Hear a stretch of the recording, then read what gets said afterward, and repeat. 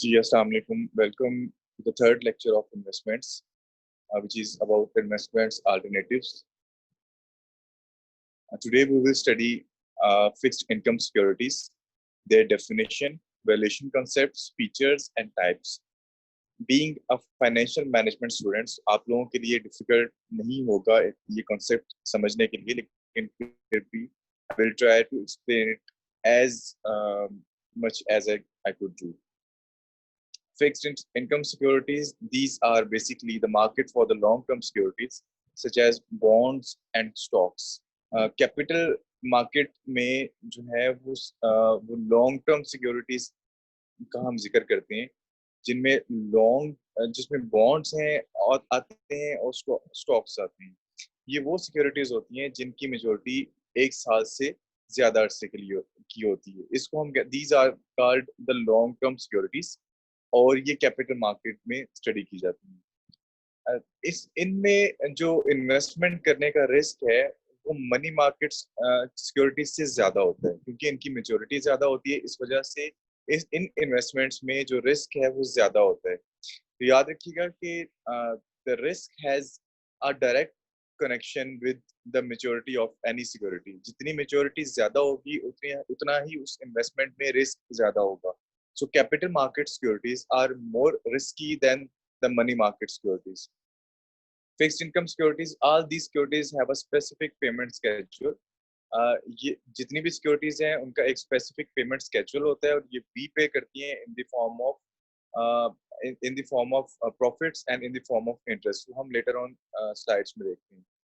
The amount and date of each payment is known in advance. इनकी जो repayment schedule होता है वो एडवांस में आपको उसका पता होता है. Now we will see what are the different types of securities. Capital market securities की जो different types हैं वो क्या होती हैं? Basically there are two types of securities, capital market securities. The first one are stocks and the second one are bonds. Stocks को हम equity securities भी कहते हैं और बॉन्ड्स को हम डेट सिक्योरिटीज भी कहते हैं. स्टॉक्स की फर्दर दो सब टाइप्स होती हैं. एक होता है कॉमन स्टॉक्स और दूसरे होते हैं प्रेफर्ड स्टॉक. तो सबसे पहले हम स्टॉक्स एंड बॉन्ड्स की डेफिनेशन पे आते हैं, फिर इनकी फीचर्स और कैरेक्टरिस्टिक्स की तरफ जाएंगे कि स्टॉक्स एंड बॉन्ड्स की सबसे पहले देखते हैं कि डेफिनेशंस क्या होती हैं, how we will define stocks and bonds and how can we differentiate between these two securities on the basis of their features.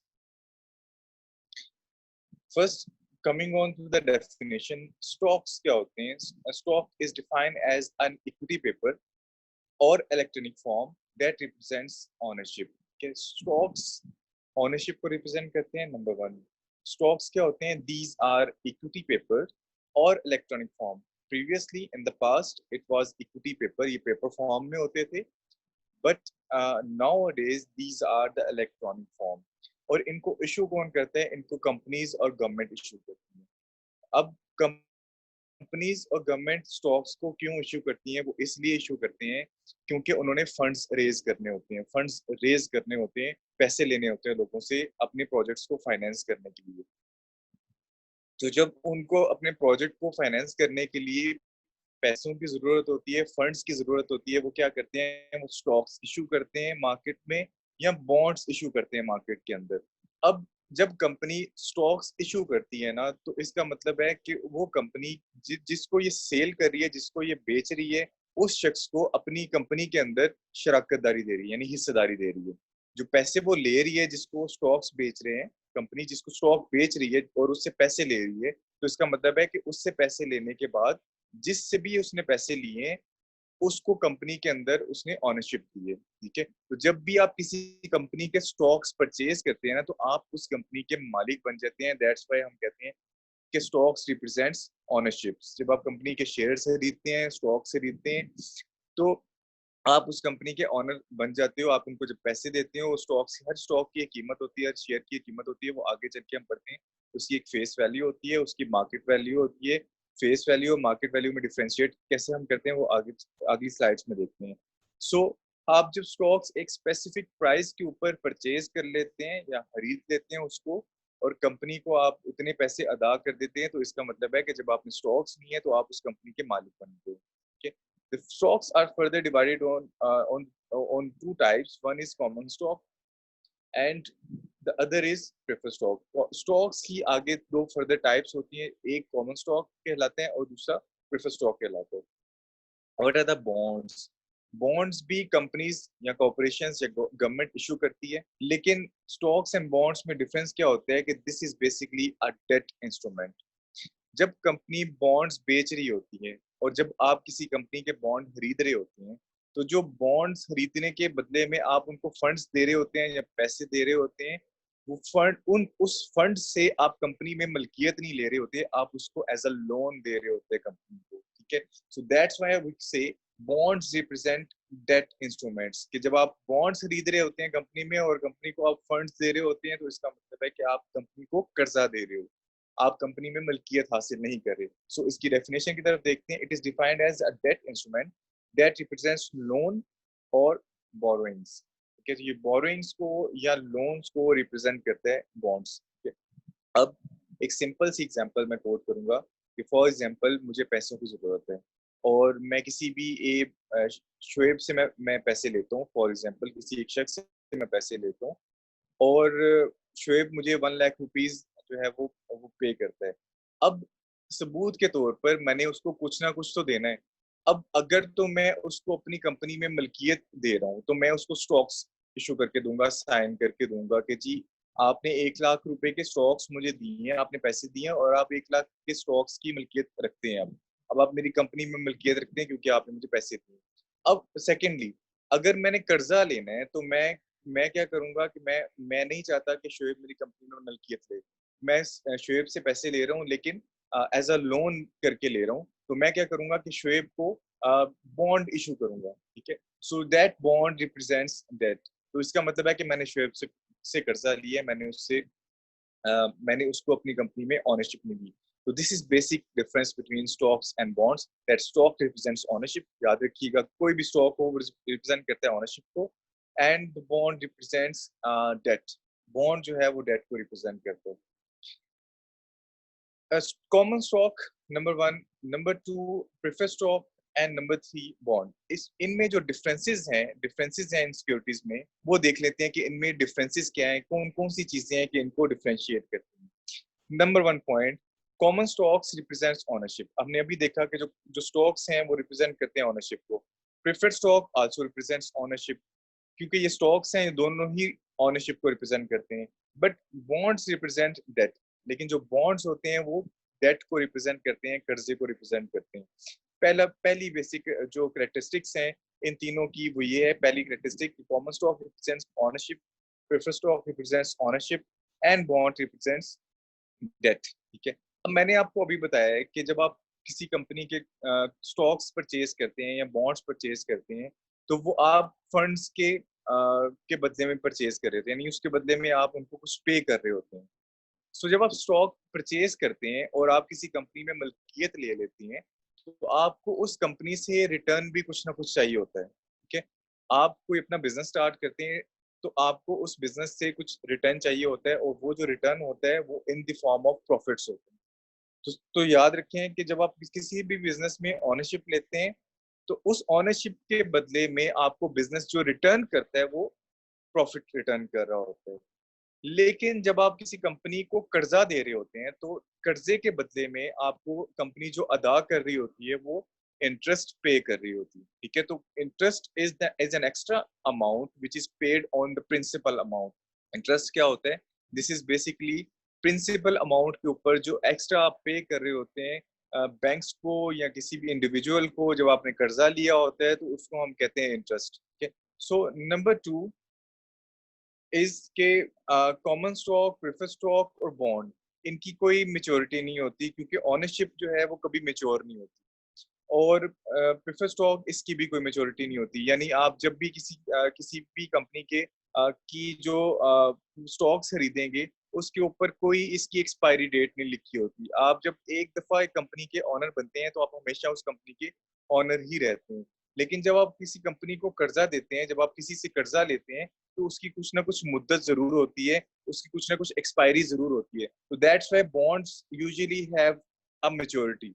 यानी जब आप कंपनी आपको बॉन्ड इशू करेगी और आपसे पैसे लेगी, तो कंपनी आपको बताएगी कि ये जो बॉन्ड है ये 10 साल बाद एक्सपायर हो जाएगा, यानी 10 साल के बाद जितने पैसे आपने कंपनी को दिए होंगे वो कंपनी आपको वापस करने का की पाबंद होगी, और उसके ऊपर आपको एक एक्स्ट्रा अमाउंट पे करेगी जिसको हम कहते हैं इंटरेस्ट अमाउंट। ठीक है, तो यूजुअली मेच्योर यहाँ पे इसलिए लिखा है क्योंकि जो बॉन्ड्स होते हैं और वो सारे के सारे बॉन्ड्स ऐसे नहीं होते कि जिनकी एक्सपायरी लिखी हो। कुछ ऐसे बॉन्ड्स होते हैं जिनकी एक्सपायरी नहीं होती, जो for longer period of time, for indefinite period of time issue किए जा रहे होते हैं, उनको हम कहते हैं कंसोल्स या परपेचुअल बॉन्ड्स। वो एक स्पेसिफिक टाइप होती है बॉन्ड्स की, वो हम आगे चल के पढ़ते हैं कि कंसोल्स या परपेचुअल बॉन्ड्स क्या होते हैं। So bond usually matures, bond की नॉर्मली मेच्योरिटी होती है 1 साल, 3 साल, 5 साल, 10 साल या 20 साल।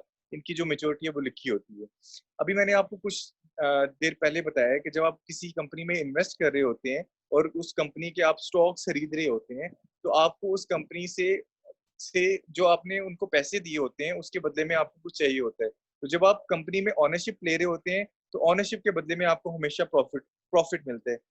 और इसी तरह प्रेफर स्टॉक भी आप जब किसी कंपनी के खरीदते हैं तो कंपनी आपको प्रॉफिट पे बैक करती है। लेकिन जो प्रॉफिट आपको स्टॉक्स के ऊपर मिलता है, यानी आप जब किसी कंपनी के शेयर खरीदते हैं और शेयर खरीदने के बदले में आपको जो प्रॉफिट कंपनी दे रही होती है, उस प्रॉफिट को हम कहते हैं डिविडेंड। याद रखिएगा, dividend is the amount of profit distributed to the share holders. Profit का वो हिस्सा जो शेयर होल्डर्स को डिस्ट्रीब्यूट कर दिया जाता है उसको हम कहते हैं डिविडेंड। लेकिन यहाँ पे डिस्टिंक्शन है प्रेफर स्टॉक के डिविडेंड में और कॉमन स्टॉक के डिविडेंड में। एक फर्क है, वो फर्क ये है कि जो डिविडेंड होता है कॉमन स्टॉक का, वो फिक्स नहीं होता, इट इज नॉट फिक्स्ड। लेकिन जो प्रेफर स्टॉक का डिविडेंड होता है वो दैट इज फिक्स्ड। ठीक है, so that's why this is called a preferred stock, क्योंकि इसको तरजीह दी जाती है, इसको प्रेफरेंस दी जाती है over the common stock. Common stock को प्रॉफिट तब मिलता है जब कंपनी ओवरऑल प्रॉफिट गेन कर रही होती है। अगर कंपनी नुकसान में है तो कॉमन स्टॉक को डिविडेंड नहीं मिलेगा। अगर कंपनी का प्रॉफिट कम है तो कॉमन स्टॉक के ऊपर जो डिविडेंड है वो कम मिलेगा।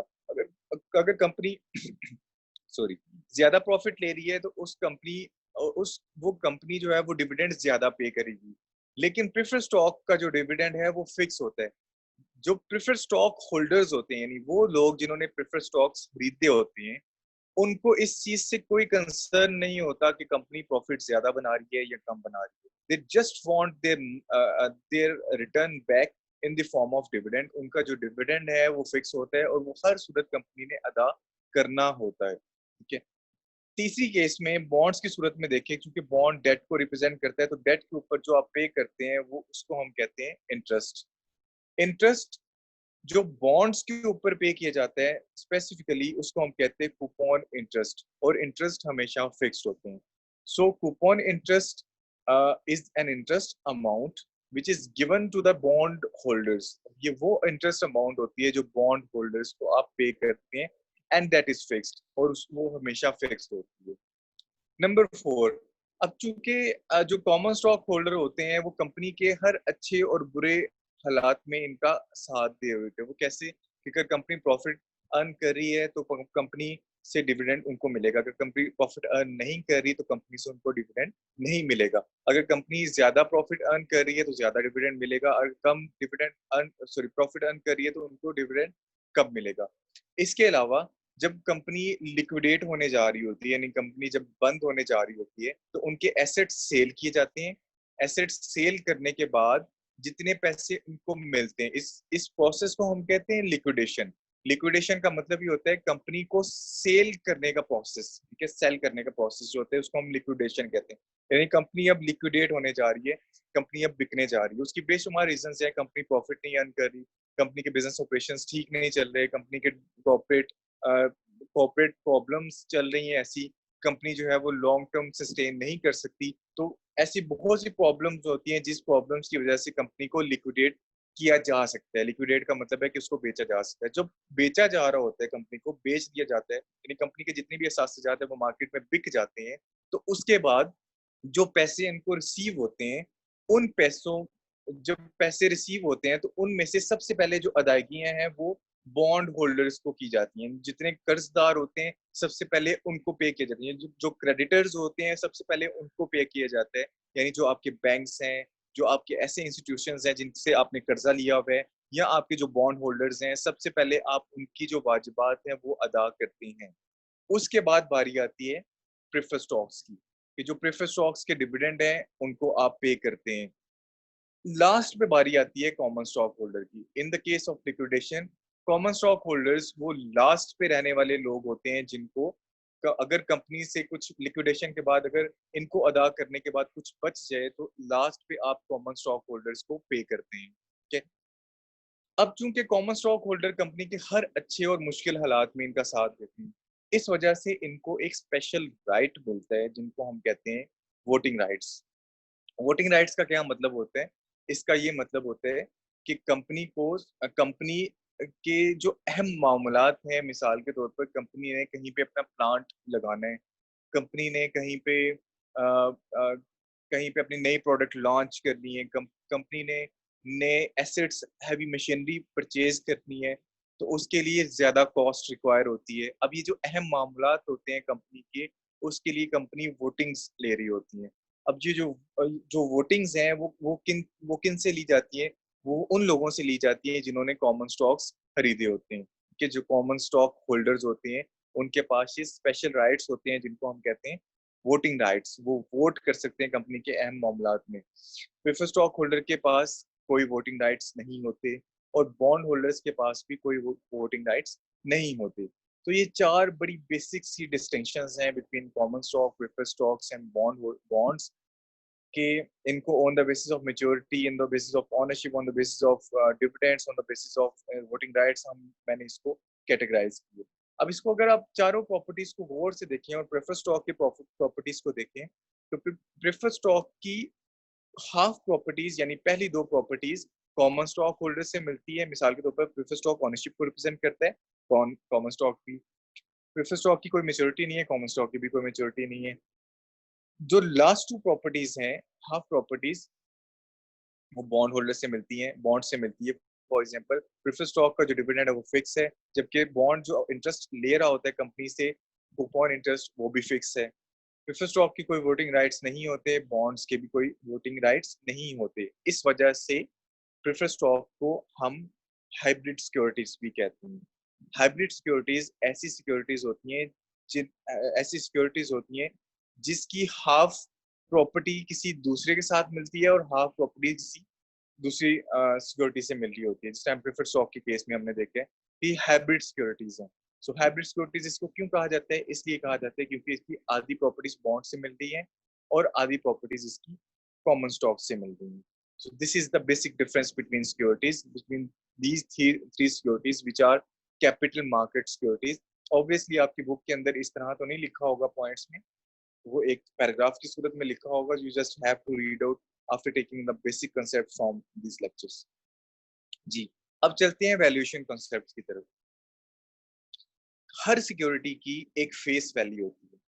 फेस वैल्यू का क्या मतलब होता है? कि वो वैल्यू जो उसके ऊपर लिखी हुई, यानी अगर ये एक पेपर है फॉर एग्जांपल, और इसको मैंने कहा है कि दिस इज द स्टॉक, ये एक स्टॉक कितने रुपए का है? फॉर एग्जांपल मैं कहता हूँ कि एक जो स्टॉक है वो $100 का है। इसके ऊपर मैंने लिख दी है, इसकी इसकी कंपनी ने लिख दी है इसकी वैल्यू ये $100 का है। इसको हम कहते हैं इसकी फेस वैल्यू। फेस वैल्यू वो वैल्यू होती है जो इसकी स्टेटेड वैल्यू होती है। स्टेटेड वैल्यू का मतलब होता है कि वो वैल्यू जो उसके ऊपर लिखी हुई है उसको हम कहते हैं stated value. The stated value of an asset of a security is called its face value और par value.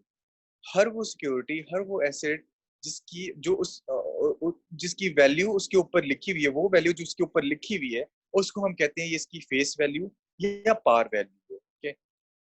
In other words the face value is the value of the securities which is written on it, जो उसके ऊपर लिखी हुई है। Okay, in contrast to the face value, ये share certificate है, ये एग्जांपल है शेयर सर्टिफिकेट की पेपर फॉर्म में। यहाँ पे अगर आप देखें तो 1 पौंड यहाँ पे इसकी एक शेयर की वैल्यू लिखी हुई है।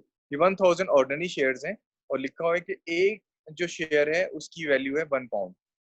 सो ये जो 1 पाउंड होगा शेयर शेयर के ऊपर जो लिखी हुई है इसकी value, this is called its face value. ये इसकी फेस वैल्यू होगी। Market value in contrast to the face value से बिल्कुल उल्ट जो मार्केट वैल्यू होती है वो क्या होती है, this is the value of any security of an asset और एन एसेट फॉर एग्जांपल, जिस वैल्यू पे वो सिक्योरिटी मार्केट में सेल हो रही है। ठीक है, एक कीमत वो है जो उसके ऊपर लिखी हुई है, एक कीमत वो है जिस कीमत पे ये मार्केट के अंदर सेल हो रहा है। ठीक है, ये दोनों डिफरेंट हो सकती हैं कि वो हम आगे चल के पढ़ते हैं कैसे डिफरेंट होंगी। अभी इसकी डेफिनेशन की तरफ देखते हैं। The market price at which an asset is trading is called its market value. वो प्राइस जिस पे एक एसेट सेल हो रहा है मार्केट के अंदर उसको उसकी मार्केट वैल्यू कहते हैं। अब एक सिक्योरिटी है, फॉर एग्जाम्पल एक स्टॉक है, वो उसकी जो फेस वैल्यू वो 100 है, वो $100 से ज्यादा पे भी मार्केट में सेल हो सकता है, यानी $150 पे भी सेल हो सकता है, वो $100 पे भी सेल हो सकता है मार्केट में, वो $100 से कम भी सेल हो सकता है। इसकी रीजन क्या है, ये जो डिफरेंट मार्केट वैल्यूज हैं, डिफरेंट मार्केट प्राइसेस हैं, इसकी रीजन क्या होती है कि क्यों एक स्टॉक डिफरेंट मार्केट प्राइसेस के ऊपर जो है वो ट्रेड हो रहा होता है या सेल हो रहा होता है। इसकी रीजन ये होती है कि सिंपली डिमांड एंड सप्लाई, कि एक स्टॉक जिसकी डिमांड बढ़ जाती है मार्केट के अंदर, एक चीज जिसकी डिमांड मार्केट के अंदर बढ़ जाती है, फॉर एग्जांपल अगर आप पेट्रोल की देखें कीमतें, अगर आप किसी भी कमोडिटी की मार्केट के अंदर कीमत देखें, कपड़ों की देख लें, एक वो कमोडिटी जिसकी डिमांड बढ़ना शुरू हो जाएगी उसकी कीमत भी बढ़ना शुरू हो जाएगी। इसी तरह वो स्टॉक, वो सिक्योरिटी जिसकी डिमांड मार्केट के अंदर बढ़ना शुरू हो जाएगी, डिमांड का क्या मतलब है, उसको खरीदने वाले लोग ज्यादा हैं, जब खरीदने वाले लोग उसको ज्यादा होंगे मार्केट के अंदर, उसकी डिमांड बढ़ेगी, तो उसकी जो वैल्यू है सिक्योरिटी की वो फेस वैल्यू से बढ़ जाएगी। ओरिजिनली तो वो फेस वैल्यू पे ही इशू होता है, लेकिन अगर उसकी डिमांड बढ़ना शुरू हो जाएगी तो सिक्योरिटीज एंड एक्सचेंज कमीशन अलो करता है आपको कि आप उसकी प्राइस मार्केट के अंदर बढ़ा सकें, सो वो 100 से बढ़ जाएगी। लेकिन उसके उल्ट बिल्कुल, अगर किसी सिक्योरिटी की प्राइस कम, सॉरी डिमांड कम हो जाए, यानी उसके खरीदार कम हो जाए, तो उस सूरत में क्या होगा कि उसकी जो प्राइस है वो फेस वैल्यू से नीचे चली जाएगी। कि यही सेकंड पॉइंट पे डिस्कस किया हुआ है, the market value could be lower than, equal to और higher than the face value of an asset. किसी भी सिक्योरिटी की जो मार्केट वैल्यू है वो उसके फेस वैल्यू से कम भी हो सकती है, उसके बराबर भी हो सकती है, उससे ज्यादा भी हो सकती है। फर्ज करें कि ये एक स्टॉक है, ठीक है, this is the stock of any ABC company, और इसकी जो फेस वैल्यू है दैट इज $100। ये वो वैल्यू जो इसकी ऊपर लिखी हुई है वो $100 है। अब तीन कंडीशन है, पहली कंडीशन ये है कि उसकी मार्केट वैल्यू $100 से कम हो सकती है, नंबर वन। नंबर टू, उसकी मार्केट वैल्यू $100 के इक्वल भी हो सकती है। नंबर थ्री, इसकी मार्केट वैल्यू $100 से ज्यादा भी हो सकती है। 90, मैंने ये जस्ट आर्बिट्री फिगर्स लिए हैं, इससे कम कोई भी कम फिगर हो सकती है, 90 से कम भी हो सकती है, 80 हो सकती है, 70 हो सकती है, 50 हो सकती है। मार्केट वैल्यू अगर 100 से एक्सीड कर रही है तो वो 150 भी हो सकती है, 200 भी हो सकती है। जस्ट मैंने एज एन एग्जांपल इसको लिखा है कि एक की वैल्यू मैंने फेस वैल्यू से कम कर दी है, एक को इक्वल कर दी है, और एक को उसकी मार्केट वैल्यू से ज्यादा कर दी है। सो वो केस जब फेस वैल्यू सॉरी जब अगर मार्केट वैल्यू फेस वैल्यू से कम हो, तो हम कहते हैं कि this this security is selling at discount. ठीक है, अगर मार्केट वैल्यू कम है और फेस वैल्यू ज्यादा है तो हम कहते हैं कि the security is selling at discount, ये सिक्योरिटी डिस्काउंट पे सेल हो रही है। सेकंड केस में अगर मार्केट वैल्यू और फेस वैल्यू इक्वल होती है, याद रखिएगा पॉइंट्स बड़े इंपॉर्टेंट है, तो हम कहते हैं कि the security is selling at par, security जो है वो अपनी फेस वैल्यू पे सेल हो रही है। थर्ड केस, अगर मार्केट वैल्यू फेस वैल्यू से ज्यादा होती है तो हम कहते हैं the security is selling at premium. ठीक है, तो जो सिक्योरिटी है वो प्रीमियम पे, यानी अपनी जो फेस वैल्यू से ज्यादा पे सेल हो। So this is basically the valuation concepts, the difference between the face value and the market value. I hope you have understood it. अभी मैं intrinsic value की तरफ नहीं आऊंगा, इसको मैं skip कर रहा हूँ।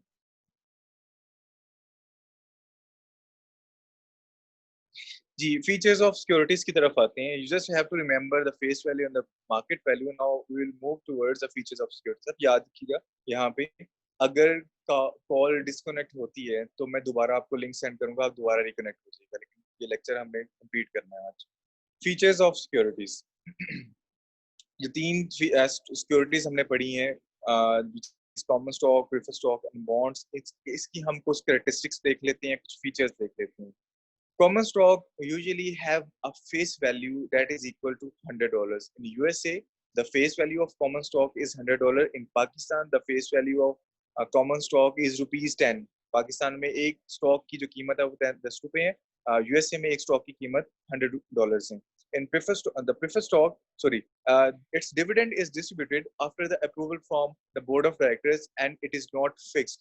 इसके ऊपर जो प्रॉफिट डिस्ट्रीब्यूट किया जाता है उसको हम डिविडेंड कहते हैं, और जो डिविडेंड डिस्ट्रीब्यूट किया जाता है वो बोर्ड ऑफ डायरेक्टर्स की अप्रूवल के बाद डिस्ट्रीब्यूट किया जाता है और वो फिक्स नहीं होता.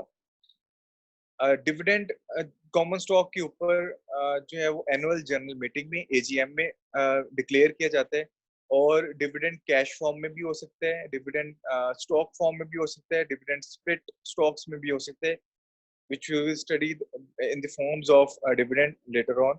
कि अभी यहाँ पे याद रखिएगा कि जो डिविडेंड है वो डिस्ट्रीब्यूट किया जाता है किसको, शेयर होल्डर्स को, लेकिन जब बोर्ड ऑफ डायरेक्टर्स उसको अप्रूव कर देती है, यानी इस साल का डिविडेंड इतना होगा पर शेयर, ₹10 पर शेयर होगा, $10 पर शेयर होगा, $15 पर शेयर होगा. आपने अगर 100 शेयर खरीदे हुए हैं और अगर कंपनी ने डिविडेंड डिक्लेयर किया हुआ है $15 पर शेयर, तो आपको जो टोटल डिविडेंड मिलेगा वो होगा 15 × 100 दैट इज इक्वल टू $1,500. ठीक है, so this is how dividend is declared. Number 3, they don't have any maturity. We have already discussed it. Preferred stock having the face value of $100. Preferred stock की जो face value है वो $100 होती है USA में, पाकिस्तान में ₹10 है. इसके ऊपर जो डिविडेंड हम देते हैं that is expressed as a percentage of par value. ये इसको ये समझने वाली चीज है कि the dividend is expressed as a percentage of par value. For example, ये गलत लिखा हुआ है, this is not 10%, this is 12%. For example, 12% dividend अगर प्रेफर स्टॉक के ऊपर लिखा हो कि 12% $100 प्रेफर स्टॉक लिखा हो, तो इसका मतलब है कि 12% डिविडेंड हम उसके ऊपर पे कर रहे हैं. 12% का क्या मतलब है कि हम 12% को हमेशा उसकी फेस वैल्यू से मल्टीप्लाई करते हैं to get the dividend amount. जो परसेंटेज आपको डिविडेंड की दी हो उसको हमने क्या करना है कि उसको हमने उसकी फेस वैल्यू से मल्टीप्लाई कर देना है. सो 12% मल्टीप्लाई 100 इज इक्वल टू $12. तो इसके ऊपर जो डिविडेंड अमाउंट होगी वो $12 होगी. So this is how you calculate the dividend on the preferred stock. Bonds, and they don't have the maturity as well. Bonds have the face value of $1,000. Bonds की जो face value $1,000 होती है USA में, पाकिस्तान में ₹1,000 होती है.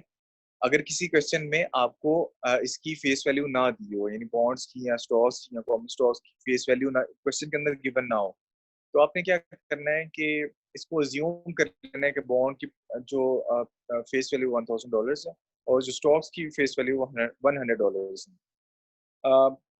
जो coupon interest है वो बॉन्ड्स के ऊपर पे किया जाता है, जैसा मैंने आपको भी बताया था कुछ स्लाइड्स पहले कि जो इंटरेस्ट पे किया जाता है बॉन्ड्स के ऊपर उसको हम कूपन इंटरेस्ट कहते हैं और वो हमेशा फिक्स्ड होता है. Coupon interest are expressed as a percentage of face value. Coupon interest को हम हमेशा as a percentage of face value express करते हैं. फॉर एग्जांपल 8% कूपन मींस कि जब हमने कूपन अमाउंट कैलकुलेट करनी है, जिस तरह हमने डिविडेंड अमाउंट कैलकुलेट की थी प्रेफर्ड स्टॉक की, उसी तरह अगर कूपन अमाउंट कैलकुलेट करनी है तो कूपन इंटरेस्ट रेट को हम उसकी फेस वैल्यू से मल्टीप्लाई करते हैं. सो अगर 8% कूपन बॉन्ड इशू हुआ है तो इसका मतलब है कि इसके ऊपर जो इंटरेस्ट मिलेगा वो $80 होगा अगर एक साल का है. अगर सेमी एनुअली है तो हम इसको 2 से डिवाइड कर देंगे, दैट इज इक्वल टू $40. अगर क्वार्टरली है तो हम इसको 4 से डिवाइड करेंगे, और अगर मंथली है तो हम इसको 12 से डिवाइड करेंगे, क्योंकि एक साल में 12 मंथ्स होते हैं, एक साल में 4 क्वार्टर्स होते हैं, एक साल में दो there are 2 semi annual periods, और इस वजह से हम इसको सेमी एनुअल पीरियड्स हो तो 2 से डिवाइड करते हैं and so on. And they have a maturity, usually have a maturity which is expressed as n. N is equal to 1 to 3 years में years में mention होती है. N is equal to 1 means इसकी maturity एक साल की, एक साल के बाद ये mature हो जाएगा. Fixed income securities, bonds characteristics. Accrued interest, bonds are traded on accrued interest basis. Accrued interest का मतलब ये होता है कि वो interest जो कूपन की वो इंटरेस्ट जो आप जो अभी अदा ना हुआ हो उसको हम accrued interest कहते हैं. Bond buyer must pay bond seller the price of the bond as well as the interest that was accrued on the bond since the last annual.